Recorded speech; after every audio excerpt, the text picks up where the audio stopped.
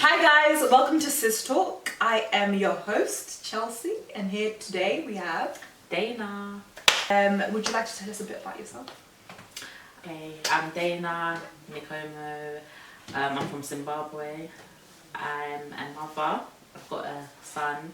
I have two businesses, Dain Shades and Dain's Boutique. So, you know, shades, and I recently launched my boutique business where I sell like clothing and accessories and stuff. 6. My birthday's July the 21st, so my star signs are Cancer.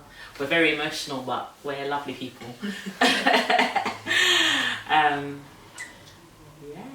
Thank you. Okay, so first question, high school and hair. Did you feel like in high school and maybe A-levels or college that your friends or whatever you saw out there, you felt inclined to follow that so is it like natural hair? Is it braids at the time? So I feel like primary school, I didn't feel as pressure to have hairstyles and stuff. Like my mum would do me like the tie bobs like on my head. The buns? Yeah, the buns on my head, it wouldn't be a problem. But there was a time when she tried to do that and I was in secondary school. I don't know if you remember. Yes. And your mum was there and I was complaining. I was like, I don't really want that hairstyle. I know, because mum tried to give me the buns and I was in secondary school. I think I was in like year 7 or year 8. Like year 7. And I literally cried. I was like, I don't want to go to school with the bun hairstyles. So I do feel like, yeah, there is pressure. I feel like, yeah, I think I wanted something more like where my hair's long and a bit different. Not my natural hair. I didn't want my natural buns basically.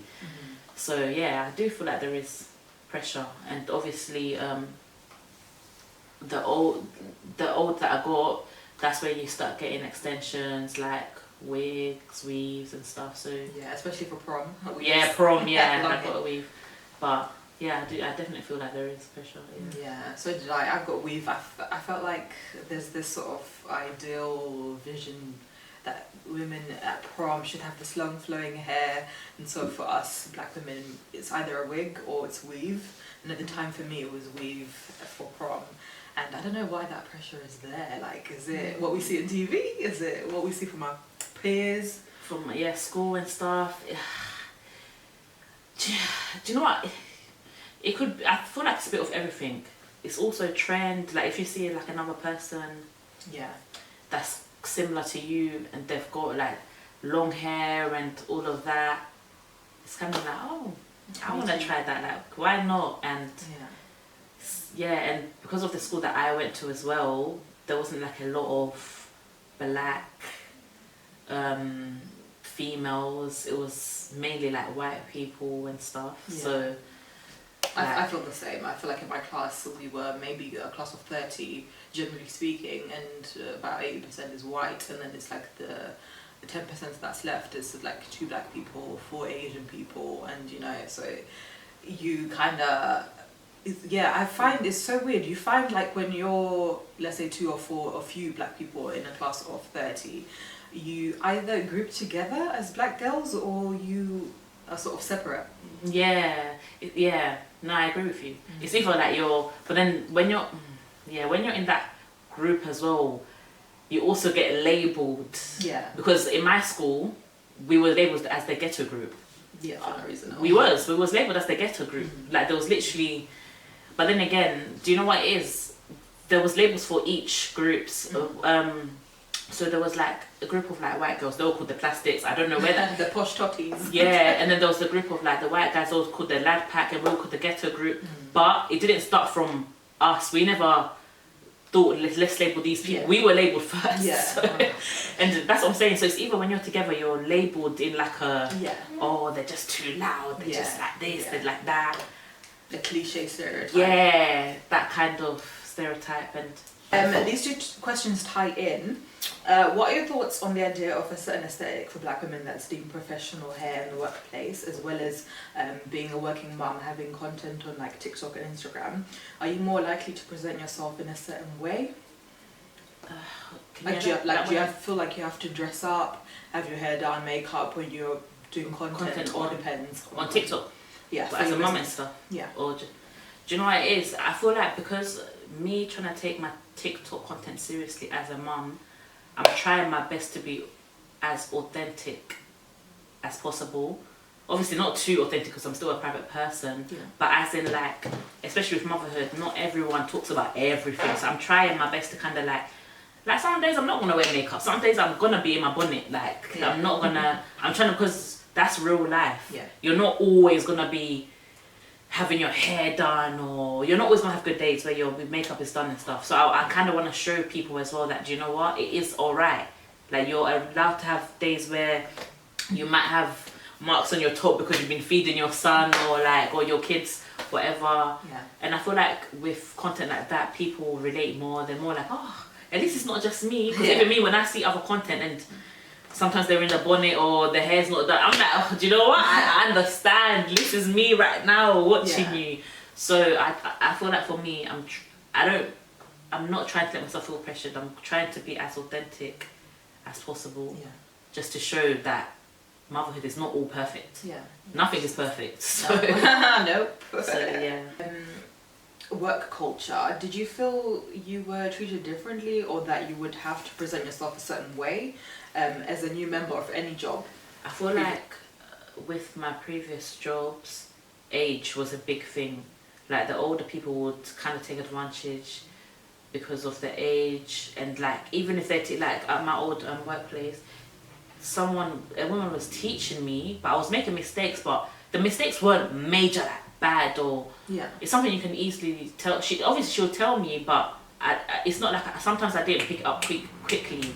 Like I'm still learning, like, but because I feel like I'm young, she was kind of looking down on me, and just until I had to like kind of report her and stuff. And then when I reported her, a lot of people were coming out like, oh yeah, nah, she is rude and stuff. In my head I'm thinking, why didn't you come out in the first place? Because I felt like in a workplace we're all kind of meant to be similar. Like we're doing the same job. No one's better than no one unless you're like the manager, but even that, you still got to treat people with respect. And she kept going on about, oh, I used to be a manager, but that doesn't matter. Right now we're doing like similar stuff.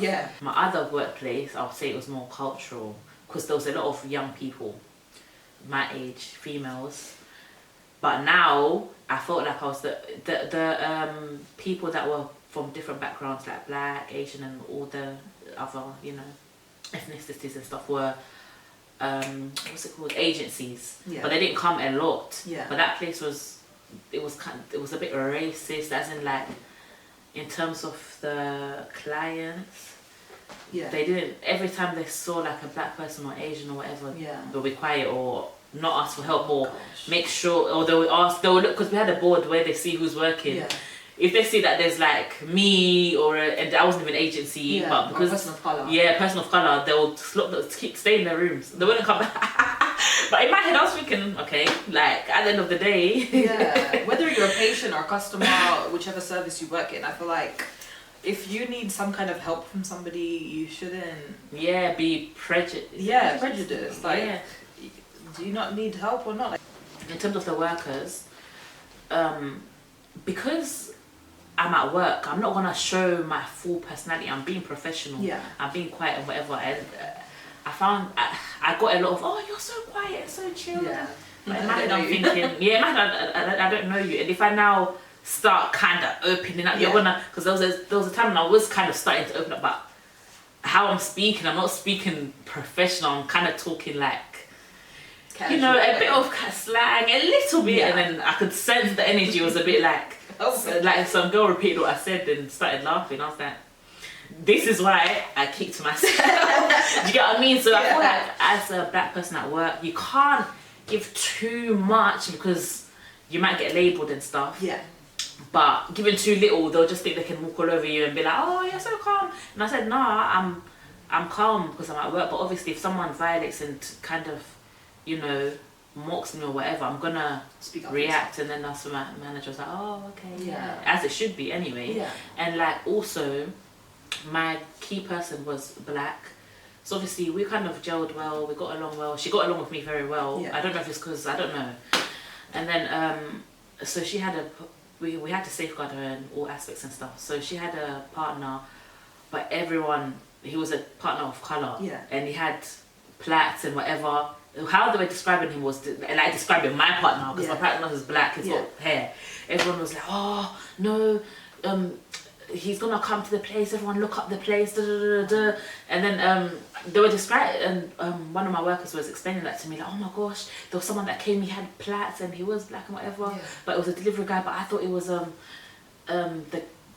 obviously the girl that was safeguarding the client's man. In my head, it kind of made me feel like I didn't know what to say. I was just like, she's like, oh, that's scary, isn't it? I'm thinking, I can't relate. Yeah, no. Because how you're describing the person, you could be describing my partner. Yeah, that's someone that you're accustomed to. And then I spoke to my client. My client was like, no, it wasn't even. So I felt there was a bit of disconnect. Yeah, and there was a client. Yeah, a client was very racist towards me, and the workers knew that. And they told me, oh, every time she does something right in the notes. But I got tired of just doing that because nothing was being done about it, and they didn't really do nothing about it. But it was very. But I did have like a good friend. She was white and stuff. She was good. No, but she was very like good. She was always checking me like, oh no, I feel like that client is racist. It's in her notes. If you look at it, she was supporting them and acknowledging. And she even said on the client like, and asked her, are you racist? Like, client obviously denied it and stuff. Yeah. So I'm not saying it was all negative. There would be certain clients that would kind of acknowledge and speak up on it and stuff, but in terms of that. Okay, beauty, change of topic. How have you found shopping for makeup as a black woman? Has it been easy, hard? Do you know what it is? I don't usually go in stores like that to do shopping, so that one's a bit hard for me. However, there has been a time when I did go, and there was foundation that ended at a certain specific, like their darkest was like concealer. Like tanned, and I'm thinking, okay, I'm not really like how. There was no other colours. Like that's an experience I can say I've had with that, but I would say usually if I'm gonna shop for makeup, I want to start shopping for makeup more. So maybe this is gonna be like a whole new experience for me where I'm gonna go and I'm gonna acknowledge certain things. But for now, I do it online and. When you shop online, how do you colour match? Is it trial and error? I compare with the makeup that I've got already, I'm not gonna lie. Or I risk it. I'm like, do you know what? Please work. This is a risky game. But I'll compare with what I've got already, or I literally just risk it. But last time I did go makeup shopping was with my best friend that's at MUA. And we had to go like London. We couldn't stay. We didn't stay like because I feel like London they had a bit more options. And was it pricey makeup? It was good quality makeup. So there's more makeup for people of color, darker skinned women when you shop high end. But drugstore, I feel like drugstore has stepped up. They should have done this ages ago. But like Makeup and Revolution, which you can get Superdrug boots. The colours are there. I don't know if they're in store, but they are there online. You're in makeup, I dabble in makeup, guys. So for me, I feel like I started my Instagram makeup account just as a personal archive for myself, so I could look back on looks I created and inspire others. But another thing is, do they have just makeup for like brown, or do they have for darker as well? Because sometimes they might think our dark is just brown. And that's it. Like sometimes I see like they might stop at a specific like brown and then not continue with like the melon, like like the darker. So that could be another thing that as black women some people might face within the smaller smaller store. It depends what you can afford, but like Fenty Beauty, they have darker shades to the dark end of the spectrum, as well as like Clinique. But then Fenty, like that's probably because Rihanna was behind it as well. So that's another. Do you get it? The person that was behind it star power was kind of. The person that was behind it was kind of like. Can you remember the first item of makeup you ever wore? The first thing ever that you touched or stole from your sister or your mum? I feel like, you know what? I feel like the first thing ever will probably be like eyeshadow. Easiest thing. The easiest thing, literally. I feel like it will be mascara. I remember mine was eyeliner. From the hair shop. You know them ones. And like lip pencil. Oh. Mascara, eyeliner, or eyebrow pencil, but eyebrow pencil will be like literally just. Life. I probably saw my older sister doing it. Went to the hair shop. I was like, this is where you get the goodness from. Literally, a lip gloss though. I feel like it starts off with like lip gloss. Yeah. And then like, you know, you Slowly. start, like, eyeshadow, okay. Let me try Pencil, yeah. Then you know, you progress to like the concealers and stuff. Yeah. Another change of topic, a more serious note. Being a mum, have you been able to find a black community for mums, specifically in your area? In my area.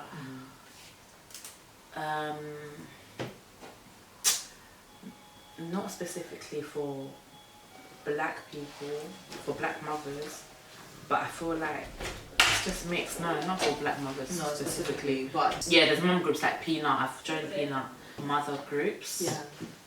But it was just that mixture. Not specifically for. Yeah, no. How have you found them though? Do you feel like it's a community that is very welcoming, accepting? I feel like it has its, in terms of motherhood, yeah. Yeah. In terms of motherhood, yes, because everyone's all like going through it, whether you're a first-time mum or not. It's not just for first-time mums. Yeah. It could be for mothers in general. Like, I feel like they're doing it all over again and stuff. Even on Peanut as well, because Peanut, you have podcast talks and stuff. But in terms of specifically of colour, I would have to go on TikTok. Yeah. I'll say TikTok is my place where I kind of have to go. I can find a community on there easily. Yeah. But in the area, I don't know if I haven't hunted hard enough. Yeah. It's either I would have to create that myself. Yeah. Lately, I'm just trying to create communities and just, you know, like I've even created on Peanut a community for business owners and mothers at the same time. But you don't necessarily have to be a business owner. You could also be a mother just to chit chat and whatever. Yeah.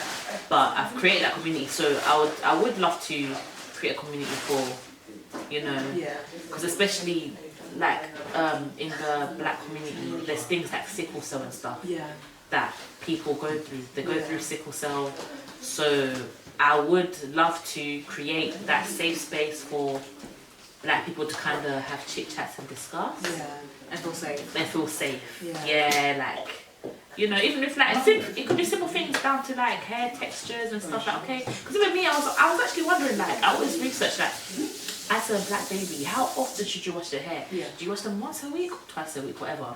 But I do that on TikTok. Yeah. I will create content and I'll ask, oh, mothers, like, how often do you wash your child's hair? But as for, like, if I was to discuss with someone that's not of colour, it might be a bit more different. Yeah. Because obviously their kids are not gonna have like afro hair or and do you know what I mean? They might be able to wash their hair more often and stuff. But as a person of colour, it's actually not good to wash their hair often because we've got natural hair oils, so you're not meant to wash the hair too often. Yeah. What have been some fears you've had raising a black boy one day to be a black man? I speak to my partner about this all the time. Oh my gosh, I am nervous about it. But my partner does reassure me like, listen, I will always be here for our son. Like, I'm in the picture. But as a mum, it's something that scares me because, like, I don't know, I feel like, even my partner goes through this now. I feel like you easily get stopped and searched. My partner will just be going to work. He's got his big bag, he's literally in his uniform, going to work, got stopped and searched. And he called me and he upset me. He called me and said, oh, I just got stopped and searched for absolutely no reason, I have nothing on me. So I don't want my son to go through the same thing, but I feel like a lot of black men go through it and I don't understand why. You wish you could shelter him. Yeah, I wish I could shelter him, but he needs to be, you know, explore the world. I can't like keep him under the rock and stuff, but I just don't want him to get mixed up with, so this. I feel like sometimes society might see, like, they might see a black boy, he might just be wearing a tracksuit, just normal, just casually. They might be like, oh, gang member. So it's worrying. It's worrying and I am worried. But my partner always reassures me, and I feel like that's something for my partner to kind of tell my son and to kind of guide him and let him know from early how to kind of, like, maybe if he does get stopped and searched, don't be too emotional, don't get too angry in front of them, because if you do react, they might use that as an opportunity and be like, listen, if he was being aggressive, But my partner's very good at holding composure in situations like that. So maybe that's something that he could teach. Because at the end of the day, I'm a mother. I can't really tell him like, oh, only so much. But yeah, I can only tell him so much. I can't tell him, Yeah. Why does African culture dictate that you must respect your elders, even if your elders don't respect you?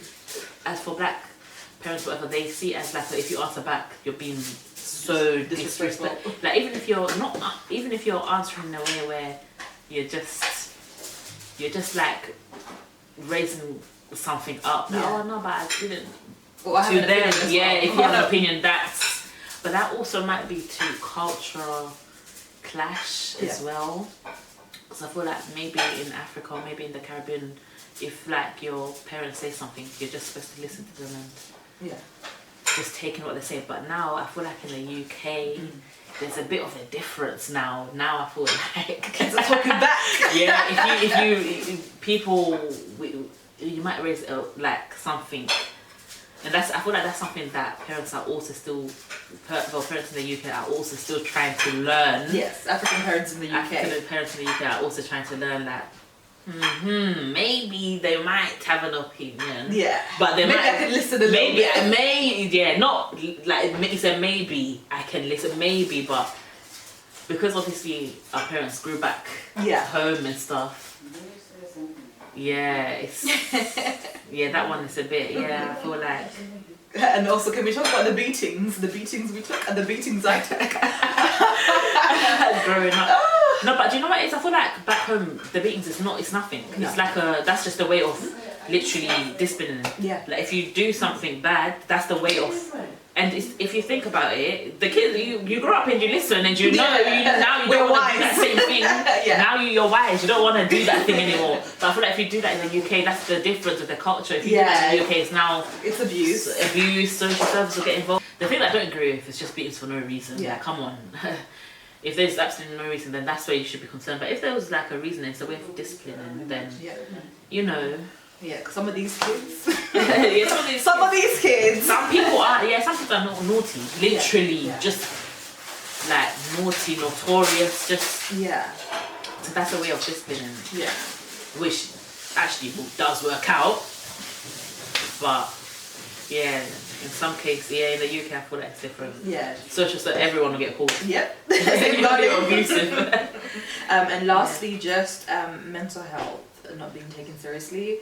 This sort of notion that as a black woman you have to be strong, and if you have weak moments, you just have to wipe those tears away and just get on with it. But it's like, let me cry, let me feel this depression that I'm going through, and just be my mom, be my dad, be there for me.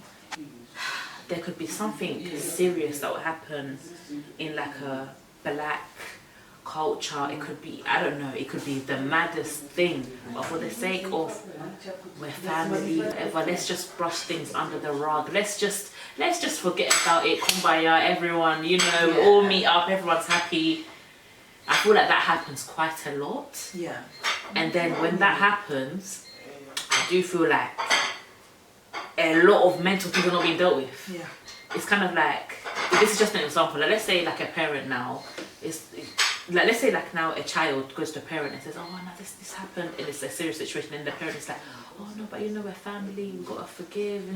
Or that person will never do such and such. Yeah, and then now as a child you're gonna feel like, I don't want to ruin the family dynamics, let me just keep quiet. But now, by doing that, it's really affecting that person. You don't know what they're going through mentally. And sometimes, let's be real, sometimes like African parents, they're not always gonna ask you, how are you? Like, how are you, daughter? How are you feeling mentally? Yeah. They're gonna be like, okay, cool, let's keep it stepping. So I feel like that gets neglected. Yeah. I feel like that's a big neglection. You just gotta get on with it. Yeah. But then I do feel like it stems from like our parents grew up back home and stuff. Yeah. It's tough there. Life goes on. You got to keep. Yeah. So I feel like for them, it's just like they don't understand. Yeah, life happens. Okay, let's keep it stepping. We've got to move on, whatever. Yeah. Join us next time on Sis Talk.